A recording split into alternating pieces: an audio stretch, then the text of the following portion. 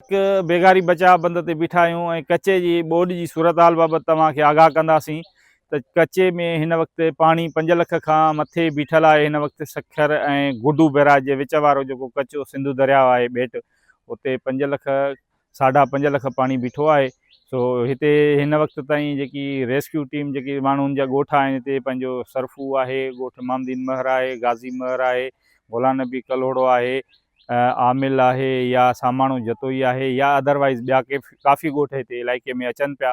सो उन्हनि जो जेको ज़मीनी रस्तो आहे, रस्तनि लंघनि में ढोरियूं डिॿा सभु फुल थी वियूं आहिनि ऐं उतां जा जेके माण्हू आहिनि उहे पंहिंजो हिन वक़्तु परेशान आयल आहिनि। ऐं उहे जेके माण्हू हिते अचनि था सौदे सूद खाद ख़ैराक जे लाइ, त उहे ॿेड़ीअ जे रस्ते अचनि था। उन्हनि खे जेको पंध वारो रस्तो आहे उहो न आहे ऐं उनजे करे काफ़ी माण्हू हिते फाथल आहिनि। ऐं DC शिकारपुर तरफ़ां कोई बि हिते उपाउ न आहिनि वरिता विया शकील अबड़ो तरफ़ां, छो त हिते जेकी आहे माण्हू नांग ॾंगण जा या अदरवाइज़ ॿिए मसइलनि में अचनि पिया। सो एमरजेंसी लाइ हिते का बि कैंप न आहे, एनिमल वारनि जी हिते का बि कैंप न आहे। पर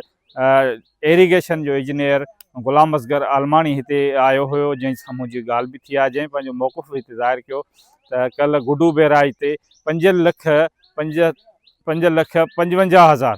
पंहिंजो क्यूसिक पाणी हुयो, पर अॼु उते 4,87,000 आहे ऐं हीउ पाणी आहे, वधीक पाणी कोन्हे। सो हीउ बि आस्ते आस्ते हितां पंहिंजो सखर बैराज खां क्रॉस कंदो ऐं हेठि थींदो वेंदो पाणी ऐं वधीक ख़तरे जहिड़ी ॻाल्हि न आहे। पर जॾहिं त हिते बंदनि जी काफ़ी हालति ख़राबु आहे, बेगारी बचाव बंद जी जेका पंहिंजो हितां फैज़ुल क़यूम जे मदरसे वटां बि तमामु खड़ो हिकिड़ो घेर आहे, फतेह ॻोठ वटां बि तमामु घणो घेर आहे, या अदरवाइज़ परते बि आहिनि काफ़ी रसूल बख्श महर जे ॻोठ वटां बि घेर आहिनि, जंहिंजे करे हितां जा माण्हू जेके आहिनि सख़्तु परेशान वारी सूरत हाल में आहिनि। ऐं हितां जा माण्हू जेके आहिनि सभु पंहिंजो कचे में फाथल आहिनि ऐं का रेस्क्यू टीम बि एमरजेंसी लाइ न आहे बीठी, त जेकॾहिं का अणवणंदड़ वाक़ियो थिए थो त को रेस्क्यू करे सघे हितां जे माण्हुनि खे। सो हितां जे डिप्टी कमिश्नर शिकारपुर खे घुरिजे त हिते जी जेकी रेस्क्यू लाइ पंहिंजो एनिमल लाइ या पंहिंजो माण्हुनि जी तिबी इमदाद लाइ या जेकी ॿियूं जेके ज़रूरतूं आहिनि जेके इंसाननि जे लाइ खाद खुराक जा मसइला आहिनि, उहे सभु जा सभु हिते पंहिंजो मुहैया करे